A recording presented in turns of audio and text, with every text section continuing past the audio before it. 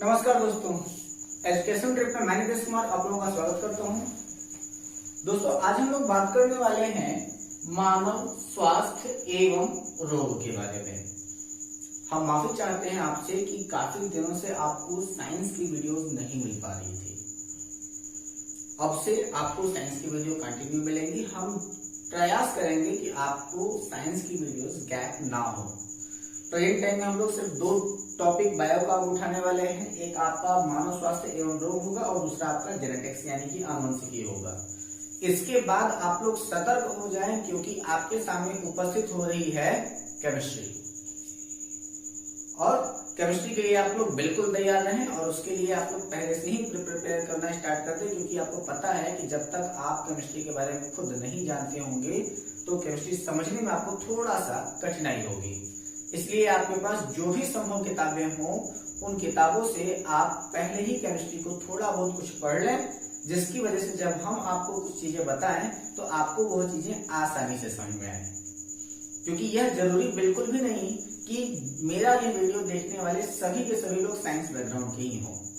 तो अगर आप साइंस बैकग्राउंड के अगर नहीं है तो आपको केमिस्ट्री की वह चीजें समझने में थोड़ी कठिनाई हो सकती है। वह कठिनाई भी आपको ना हो, इसकी मैं पूरी तरीके से प्रयास करूंगा। लेकिन इसके लिए आवश्यक ये होगा कि आप थोड़ा सा अपने खुद भी जानते रहें, ताकि हम लोगों को मिल करके काम करने में आसानी हो। दोस्तों, अब हम लोग बात कर रहे हैं हम लोग अपने मानव स्वास्थ्य एवं रोग के बारे में। और हम लोगों को अक्सर ये समझा जाता है या फिर हम लोग अक्सर ये बात समझ लेते हैं कि मनुष्य के अंदर स्वास्थ्य क्या है। तो स्वास्थ्य के लिए हम लोग कहते क्या है कि हमारा शरीर विभिन्न प्रकार के रोगों से मुक्त हो तो हम स्वस्थ हैं। लेकिन यही चीज जरूरी नहीं है। वह इसलिए जरूरी नहीं है क्योंकि किसी भी व्यक्ति के अंदर जो कुछ भी समस्या होती है, चाहे वह उसकी मानसिक हो, ठीक है, चाहे वो उसकी संवेदनात्मक हो,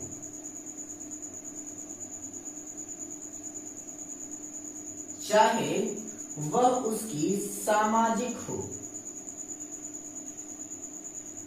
या फिर वह चाहे शारीरिक हो,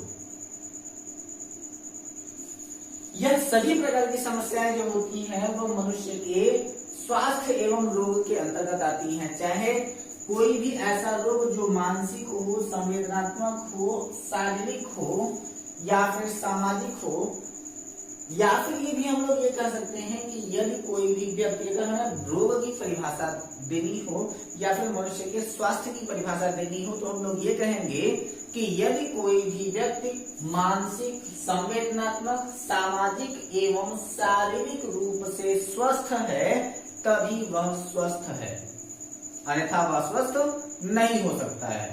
तो किसी भी व्यक्ति को स्वस्थ होने के लिए सबसे ज्यादा महत्वपूर्ण क्या होता है कि वह सभी प्रकार से स्वस्थ हो, यानी कि वह मानसिक रूप से, संवेदनात्मक रूप से, सामाजिक रूप से एवं शारीरिक रूप से यदि वह स्वस्थ होता है तभी वह स्वस्थ माना जाएगा, अन्यथा वह स्वस्थ नहीं माना जाएगा।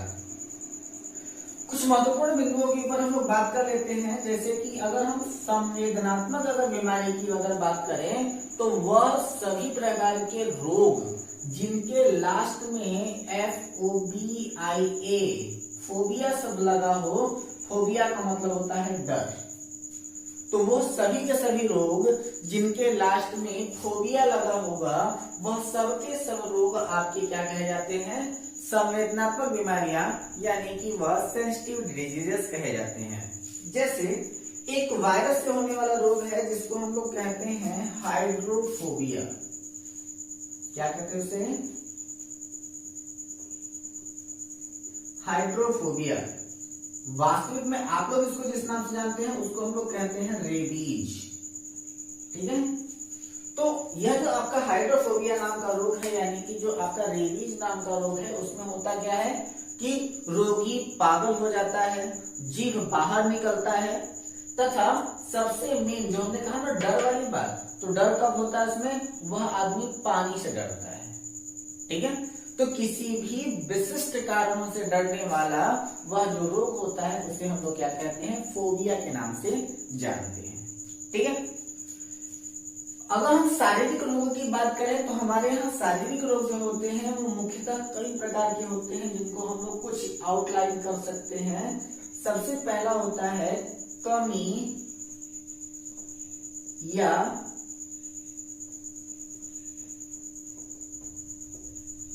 अधिकता से होने वाले रोग। ठीक है, तो कमी या अधिकता से होने वाले रोगों में क्या आ जाता है कि आपके विटामिन की कमी से होने वाले कौन कौन से रोग हैं, विटामिन की अधिकता से होने वाले कौन कौन से रोग हैं, प्रोटीन की कमी या अधिकता से होने वाले कौन कौन से रोग हैं, या फिर हार्मोन्स की कमी या अधिकता से होने वाले कौन कौन से रोग हैं। तो कमी या अधिकता से होने वाले रोग आपने लगभग कवर कर लिए हैं।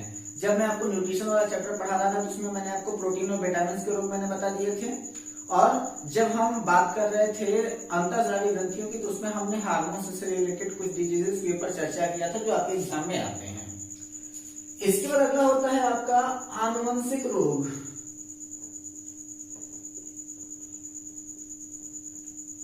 आनुवंशिक रोग, और इस आनुवंशिक रोग में कौन होता है, तो जैसे कि आपका हो गया डाउन सिंड्रोम, टर्नर सिंड्रोम, कैटराई syndrome, Patau syndrome, Edward syndrome और क्रिमिनल सिंड्रोम।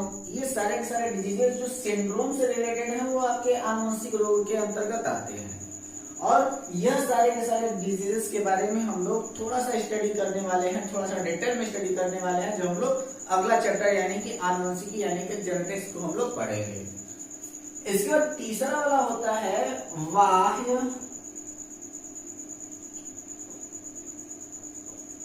आक्रमण से होने वाले रोग। बाह्य आक्रमण से होने वाले रोग यानी कि वह पोषक जो हमारे यहाँ हमारे शरीर के नहीं होते, लेकिन वह क्या करते हैं कि हमारे शरीर के ऊपर अटैक करते हैं। उनके शरीर के ऊपर अटैक करने की वजह से जब हमारा रोग शरीर जो होता है वो ग्रसित होता है तो उनको हम लोग कहते हैं बाह्य आक्रमण से होने वाले रोग। इनमें मुख्य रूप से जो आते हैं वो जिनको हमें ज्यादातर पढ़ना होता है वो होते हैं आपके प्रोटोजोआ, विषाणु यानी कि वायरस,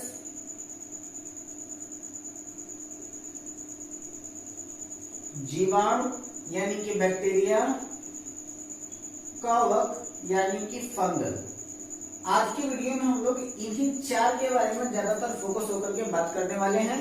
यानी कि हम लोग बात करने वाले हैं प्रोटोजोआ के बारे में, विषाणु के बारे में, जीवाणु के बारे में और कवकों के बारे में। तो आप लोग हमारे वीडियो के साथ बने रहें और इन सारे के सारे पॉइंट्स को आप लोग नोट जरूर करते रहा करें।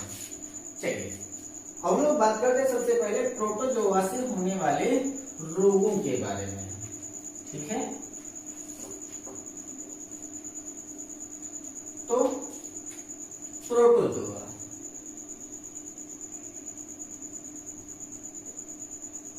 और प्रोटोजोआ से होने वाले रोग में सबसे पहले आपका जो नाम आता है वो होता है निद्रा रोग। ठीक है, यानी कि स्लीपिंग सिकनेस। और यह निद्रा रोग किसकी वजह से होता है, तो यह निद्रा रोग होता है, आप लोग खुद सोच करके बताइए जब इससे हमें नहीं पता है आपको। चलिए मैं क्लियर कर देता हूं। तो ये जो आपका निद्रा रोग होता है वो होता है आपका ट्रिपैनोसोमा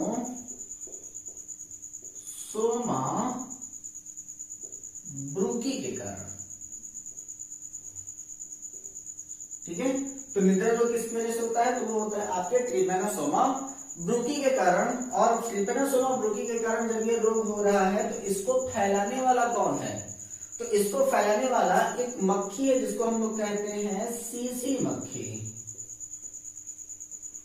ठीक है, यानी कि सीसी फ्लाई यानी कि सीसी मक्खी की वजह से ये फैलता है। इसके द्वारा प्रभावित अंग कौन सा है, तो उसका प्रभावित अंग है आपका मस्तिष्क।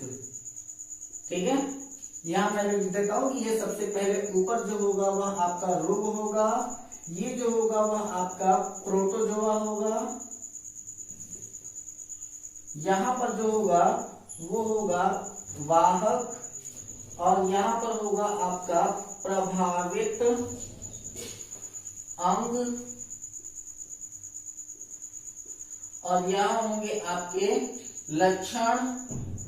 लक्षण मैं आपका लिखूंगा नहीं, मैं सीधे सीधे आपको लक्षण बोल करके बता दूंगा कि इनका लक्षण होता क्या है। ठीक है, तो सबसे पहले क्या था आपका निद्रा रोग, किसकी वजह से हो रहा था? ट्रिपैनोसोमा ब्रोकी की वजह से। फैला कौन रहा है? सीसी मक्खी फैला रही है। प्रभावित अंग कौन सा है? मस्तिष्क है। इसका लक्षण है कि तेज बुखार आता है और नींद नहीं आती है। ठीक है, आप लोग लग रहा होगा कि निद्रा रोग है तो नींद ज्यादा आनी चाहिए, लेकिन यहाँ पर जो होता है कि नींद नहीं आती है। ठीक है, अगला रोग आपका कौन सा है? तो वो है आपका पेचिस। ठीक है, पेचिस, और इसी पेचिस को हम लोग अमीबियासिस के भी नाम से जानते हैं। तो अगर आपसे पेचिस कहे या फिर अमीबियासिस कहे तो दोनों में कोई अंतर नहीं है, और ये होता है एंट अमीबा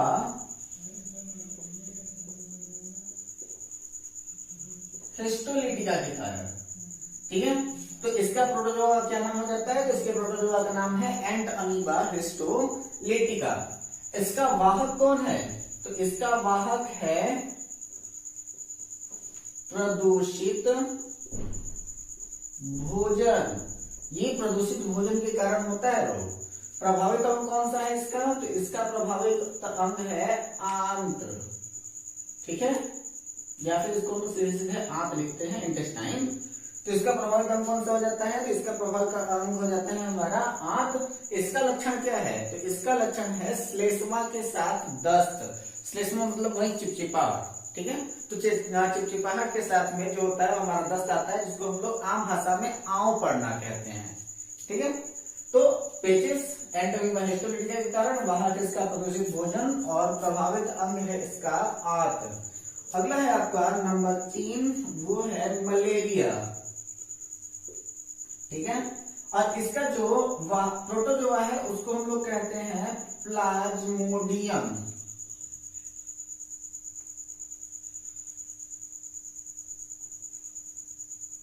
क्या है? प्लाज्मोडियम। और यहाँ पर जो आपका प्लाज्मोडियम है वो पीवी और पीएफ के रूप में होता है। तो ये जो आपका प्लाज्मोडियम है, जिसको हम लोग बड़ी मलेरिया और छोटी मलेरिया के भी नाम से जानते हैं, तो एक हो जाता है आपका प्लाज्मोडियम वायरस और दूसरा हो जाता है आपका प्लाज्मोडियम फाल्सीपेरम। ठीक है, इसका प्रभावित अंग कौन सा है? मादा। सॉरी, वाहक कौन है इसका? तो ये है मादा एनाफिलीज। ठीक है, इसको कौन फैलाता है? मादा एनाफिलीज फैलाती है। मलेरिया के लोगों के उपचार में किसका उपयोग किया जाता है? तो कुनैन के छाल का उपयोग किया जाता है। ठीक है, प्रभावित अंग इसका क्या है? तो आरबीसी, क्योंकि मलेरिया रोग की पहली पहचान जो होती है वो आरबीसी में होती है, यानी कि यह रक्त में लार्वा के रूप में पहचान की जाती है। आपके मादा एनाफिलीज के अंडे जो होते हैं वो रक्त में लार्वा के रूप में उपस्थित होते हैं, जिसकी वजह से हमारा शरीर जो होता है वो प्रभावित कर देते हैं। तो इनका प्रभावित क्या हो जाता है? आपका आरबीसी हो जाता है। लक्षण क्या है इसका? तो कुछ लोग कहते हैं ठंड के साथ बुखार, लेकिन जब कभी भी बुखार आएगा तो शरीर का टेम्परेचर बढ़ जाएगा, और जब कभी भी शरीर का टेम्परेचर बढ़ा होगा तो उस समय आदमी को ठंड नहीं लग सकती है। उसको हम लोग कह सकते हैं सीवरिंग। सीवरिंग का मतलब होता है कपकपाहट। ठीक है, तो इसका लक्षण हो जाता है क्या है? कपकपाहट के साथ बुखार। ठीक, अगला हो जाता है आपका पायरिया। पायरिया, और इसका प्रोटोजोआ का नाम है एंट अमीबा जिंजीवैलिस। ठीक है, तो पायरिया के प्रोटोजोआ का क्या नाम है? एंट अमीबा जिंजीवैलिस। और इसका वाहक कौन है? तो ये है प्रदूषित वायु के कारण जो होता है वो आपका पायरिया होता है। खासकर जब कभी भी किसी भी व्यक्ति को अगर पायरिया हुआ हो तो उसके संपर्क में आने पर दूसरे व्यक्ति को पायरिया होने के चांसेस बढ़ जाते हैं। प्रभावित अंग है मसूड़े। ठीक है, यानी कि गम्स। और इसमें क्या होता है कि मसूड़ों से पस आती है और साथ ही साथ मुख से दुर्गंध आती है। अगला है आपका रोग नंबर 5 और वो है काला जार। ठीक है, तो रोग नंबर 5 आपका क्या हो जाता है, आपका काला जार हो जाता है और इसके प्रोटोजोआ का नाम है लिशमैनिया डोनावानी। लिशमैनिया डोनावानी। ठीक है, अब आप लोग जान ही रहे होंगे कि इसका लिशमैनिया डोनावानी नाम देख करके ऐसा लग रहा है जैसे राक्षसों का नाम हो। बचपन में हम लोग साइंस के स्टूडेंट ठहरे, गणित से वैसे भी डर लगता था क्योंकि हम लोग बायो बैकग्राउंड से थे, तो काफी दिन तक वो समझने में ये लग गया कि समबाहु, विषमबाहु, समद्विबाहु जो है वह सच में त्रिभुजों के नाम है या फिर राक्षसों के नाम है, क्योंकि उन्होंने तो बाहु बाहु नाम के तो राक्षसों के नाम पढ़े थे। तो काला जार क्या होता है, लिशमैनिया डोनावानी की वजह से होता है। इसका वाहक है सैंड फ्लाई। ठीक है, यानी कि बालू मक्खी के कारण जो होता है वह यह रोग होता है। और प्रभावित अंग जो है वह कौन सा है, इसका यकृत यानी कि लीवर है। और इसका लक्षण क्या हो जाता है, तो लक्षण हो जाता है इसका तेज बुखार आता है तथा आदमी को पीलिया हो जाता है। लीवर से कनेक्टेड है तो इसका मतलब सीधा सीधा बात है कि पीलिया होना ही होना है, क्योंकि लीवर पर ही आपके हेपेटाइटिस बी के जो वायरस होते हैं वो अटैक करते हैं। ठीक, अब लोग बात करते हैं उन डिजीजेस की जो हमारे शरीर में वायरस के कारण होते हैं, यानी कि विषाणुओं के कारण होते हैं। ठीक है, थोड़ा सा तेज पढ़ेंगे इसको हम लोग, जल्दी जल्दी इसको हम लोग देख लेते हैं कौन कौन से हैं। तो सबसे पहले हम लोग लिखते हैं कि विषाणु से होने वाले रोग। ठीक है, और इसमें सबसे पहला नंबर रहेगा आपका रोग का, दूसरा हो जाएगा आपका वायरस का, तीसरा हो जाता है आपका प्रभावित अंग, क्योंकि वायरस है तो वायरस का कोई खास वाहक होता नहीं है, जहां पर भी होगा मैं आपको बता दूंगा। इसके बाद है लास्ट में आपका लक्षण। लक्षण आप लोग लिखते चले जाइएगा, मैं लक्षण बताऊंगा नहीं, सॉरी मैं लक्षण आपको बता दूंगा, मैं यहाँ पर लिखूंगा नहीं। ठीक है, तो सबसे पहले जो आपका रोग हम यहाँ पर ले रहे हैं उसका नाम है AIDS, एक्वायर्ड इम्यूनोडेफिशिएंसी सिंड्रोम। कई बार के एग्जामिनेशन में एड्स का फुल फॉर्म भी पूछा गया है, तो एड्स का फुल फॉर्म क्या हो जाता है, एक्वायर्ड इम्यूनोडेफिशिएंसी सिंड्रोम हो जाता है। इसके वायरस का नाम है HIV, यानी कि ह्यूमन इम्यूनोडेफिशिएंसी वायरस। भारत में एड्स को छरहरा रोग के ही नाम से जानते हैं, या फिर शरीर की प्रतिरोधक क्षमता कम करने वाले रोगों के ही नाम से जानते हैं। प्रभावित इसका कौन है, तो वो है आपका T4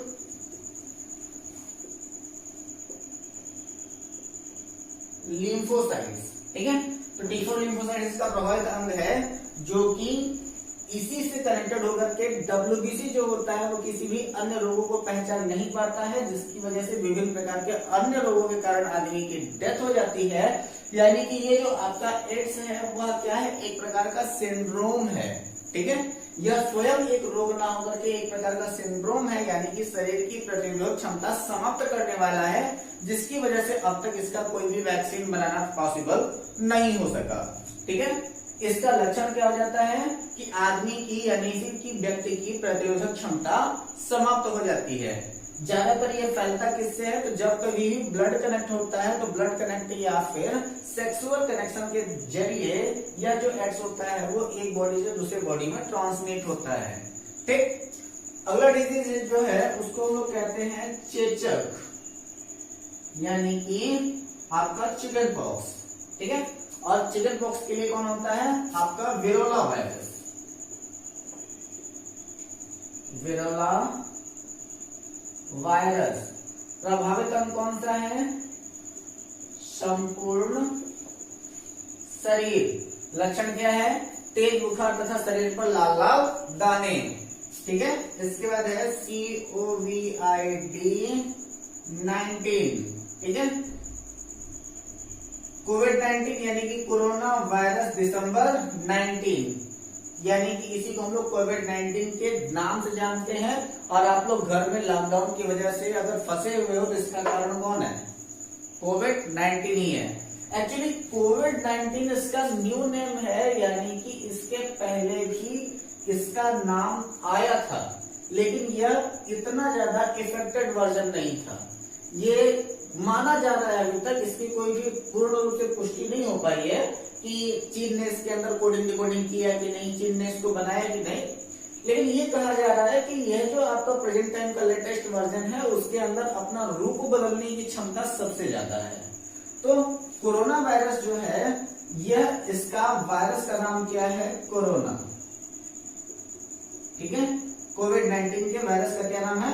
कोरोना वायरस है। और इसका प्रभाव कहाँ होता है? संपूर्ण शरीर पर होता है। ठीक है, संपूर्ण शरीर पर प्रभाव होता है, लेकिन यह हमारे शरीर में प्रवेश करता है ज्यादातर हमारी आंखों, हमारे मुख और हमारे नाक के जरिए। ठीक है, पहले हम लोग ये नहीं मानते थे कि यह हमारे नाक के जरिए प्रवेश कर सकता है, लेकिन अगर कभी भी ये एयर ट्रांसमिटेड हुआ तो एयर ट्रांसमिटेड होने के बाद यह हमारे शरीर में एयर के द्वारा भी इंटर कर सकता है। लेकिन अभी तक इसका ज्यादातर जो इन्फेक्शन हुआ है वो मुख के जरिए या फिर आंखों के जरिए हुआ है। प्रेजेंट टाइम में हमारे भारत में लगभग 2 लाख लोग जो होते हैं वो इससे संक्रमित हो चुके हैं। 5000 से अधिक लोगों की इस समय इससे डेथ हो चुकी है। तो इसके लक्षण क्या होते हैं कि अचानक से आदमी को क्या होता है? सर्दी आती है, बुखार आता है, खांसी आती है, और इसके बाद आदमी विभिन्न प्रकार के अलग अलग प्रकार से वह दम घुटने लगता है, सांस लेने में कठिनाई होने लगती है और आदमी की अंततः मृत्यु हो जाती है। इससे बचने का सबसे अच्छा उपाय घर में रहें और यह मान करके चलें कि सामने वाले व्यक्ति को कोरोना है। एक प्रश्न भी पूछा गया था कि एग्जामिनेशन में नहीं, जैसे अगर जनरल आप लोग देखते होंगे तो टीवी पर एड्स वगैरह आ रही है, उनमें ये कहा जा रहा है कि कोरोना से कैसे बचें। तो कोरोना से बचने का सबसे अच्छा उपाय यह मान करके चलें कि सामने वाले व्यक्ति को कोरोना है। अगला इन्फ्लुएंजा।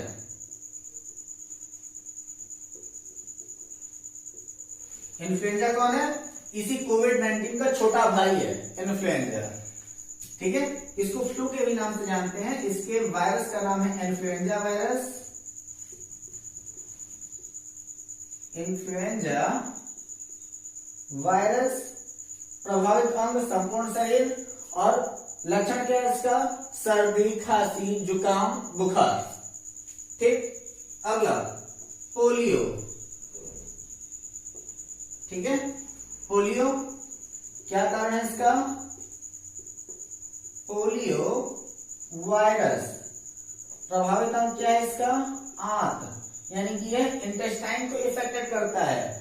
और जब यह आंत को एक प्रभावित करता है तो धीरे धीरे हमारे आंत की कोशिकाएं नष्ट होने लगती हैं, और जब आंत की कोशिकाएं नष्ट हो जाती हैं तो संबंधित अंग में लकवा मार जाता है, यानी कि वह अंग जो होता है वो पूरी तरीके से पैरालाइज हो जाता है। वर्ल्ड हेल्थ ऑर्गेनाइजेशन ने भारत को वर्तमान समय में पोलियो मुक्त कर दिया है सन 2012 से। क्वेश्चन में पूछा भी गया था कि भारत को पोलियो मुक्त कब से घोषित किया गया है, तो 2012 से भारत को पोलियो मुक्त घोषित किया गया।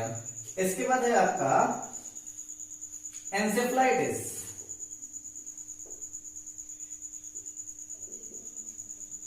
ठीक है, तो ये जो आपका एन्सेफ्लाइटिस है वह आपके मॉर्बेली, रेब्डो और पोलियो, इन 3 वायरसेस का मिक्सचर है, इसीलिए इसको हम लोग कहते हैं एन्सेफ्लाइटिस वायरस।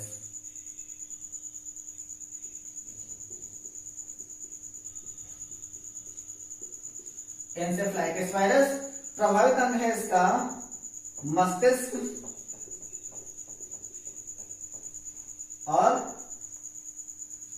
लक्षण इसका क्या होता है कि तेज बुखार, और तेज बुखार के साथ साथ होता क्या है, शरीर में बेहोशी आने लगती है, आदमी निश्चेतक हो जाता है, यानी कि पूरी तरीके से वो बेहोश होने की स्थिति में पहुंच जाता है। अगला है आपका डेंगू। नोट करते जाइएगा आप लोग ये सारी बातें।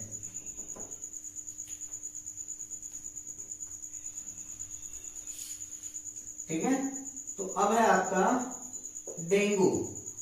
वायरस का नाम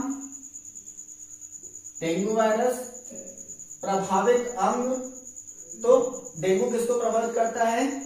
ये हमारे शरीर में प्लेटलेट्स को प्रभावित करता है। जब कभी भी किसी भी व्यक्ति को डेंगू होगा तो वह उसके प्लेटलेट्स की संख्या अचानक से घटना शुरू हो जाती है। इसके अलावा अगर कोई होगा प्रभावित तो वो होंगे इससे जोड़ यानी कि ज्वाइंट्स, ठीक है। तो अब इसका लक्षण क्या हो जाता है कि तेज बुखार आता है, जोड़ों में दर्द होती है तथा प्लेटलेट्स में कमी हो जाती है। और यह जो आपका डेंगू नाम का रोग है वह जिस मच्छर के कारण होता है उसको हम लोग कहते हैं एडीज एजिप्टी, ठीक है। और यह जो आपका एडीज एजिप्टी है वह साफ पानी में रहने वाला मच्छर है।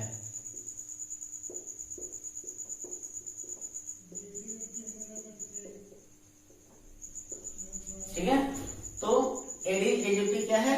तो एडीज इजिप्टी साफ पानी में रहने वाला मच्छर है। कौन सा रोग फैलाता है? तो वो डेंगू नाम का रोग फैलाता है। अगला है आपका जिसके बारे में मैंने आपको बताया था वह क्या है? रेबीज। वायरस का नाम रेप्टोवायरस, ठीक है। और प्रभावित अंग क्या है? मस्तिष्क। इसी रेबीज नाम के ही रोग को हम लोग हाइड्रोफोबिया के भी नाम से जानते हैं, जिसमें रोगी पागल हो जाता है, जीभ बाहर निकालता है तथा पानी से डरता है, ठीक है। इसके बाद है आपका मेनिंजाइटिस। मेनिंजाइटिस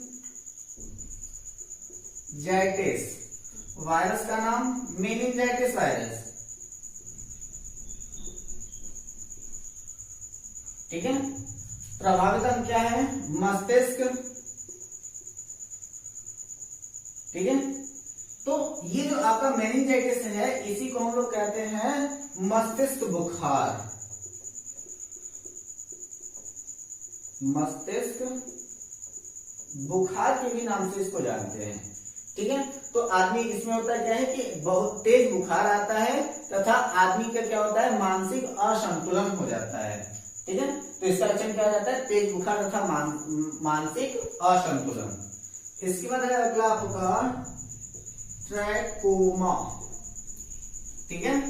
वायरस का नाम क्या है? Trachoma virus. प्रभावित अंग कहां पर है इसका? आंख। लक्षण क्या है? आंखें लाल होना तथा आंखों में दर्द। ज्यादातर ये आपकी गर्मी के मौसम में दिखाई देता है, जिसमें लोग कहते हैं मेरी आंख आ गई है।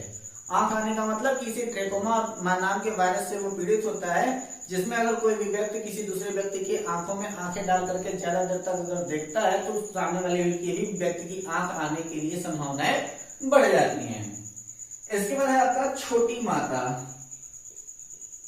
छोटी माता इसको हम लोग कहते हैं सिंगल वायरस, या फिर इसी को हम लोग कहते हैं वैरिसेला वायरस, ठीक है। तो छोटी माता को ही हम लोग सिंगल वायरस या फिर वैरिसेला वायरस कहते हैं। और छोटी माता याद करने के सबसे अच्छा है आंटी जी, ठीक है। जैसे हम लोग अपनी माता को क्या कहते हैं? मदर कहते हैं। चाची को क्या कहते हैं? चाची को छोटी माता। छोटी माता को क्या कहते हैं? आंटी कहते हैं। तो ये छोटी माता मतलब आपकी आंटी जी, ठीक है। प्रभावित अंग संपूर्ण शरीर, ठीक है। लक्षण क्या है? शरीर पर फफोले या फिर शरीर पर पित्तिकाएं तथा तेज बुखार। तो शरीर पर पित्तिकाएं एवं तेज बुखार किस रोग का लक्षण है? तो वह है आपके छोटी माता का लक्षण। अगला है आपका खसरा, ठीक है। और ये किसकी वजह से होता है? वो होता है मॉर्बिली वायरस की वजह से, ठीक है। तो खसरा किसकी वजह से हो रहा है? मॉर्बिली वायरस की वजह से होता है। प्रभावित अंग संपूर्ण शरीर तथा अब यहाँ पर होता क्या है कि तेज बुखार आता है तथा शरीर पर क्या होता है कि लाल लाल निशान पड़ जाते हैं, जिसकी वजह से आदमी बहुत ज्यादा इचिंग करता है यानी कि खुजली होती है इसको। अगले वीडियो में हम लोग बात करने वाले हैं अपने उन डिजीज के बारे में जो बैक्टीरिया के कारण होते हैं, यानी कि जीवाणुओं के कारण होने वाले रोगों के बारे में। आज के वीडियो में हम लोग सिर्फ इतना ही देख पा रहे हैं। अगले वीडियो में हम लोग बैक्टीरियल डिजीज यानी कि बैक्टीरिया से होने वाले रोगों के बारे में हम लोग डिटेल में जानेंगे, इससे कौन कौन से रोग होते हैं। तब तक अगर आपको हमारी ये वीडियो पसंद आई हो तो आप हमारे इस वीडियो को लाइक करें, अपनी राय हमारे कमेंट बॉक्स में जरूर दें, हमारे इस वीडियो को ज्यादा से ज्यादा लोगों को शेयर करें। यदि हमारे इस वीडियो पर अगर आप हमारे इस चैनल पर नए हैं तो चैनल को सब्सक्राइब करके हमारे अपने बेल आइकन को दबाना ना भूलें। चैनल को सब्सक्राइब करने का मतलब यह है कि आपको हमारी हर एक नोटिफिकेशन आपको मिलती रहेगी। तब तक अपना और अपनों का ख्याल रखें, हंसते रहें, मुस्कुराते रहें तथा अपना ख्याल रखें। धन्यवाद।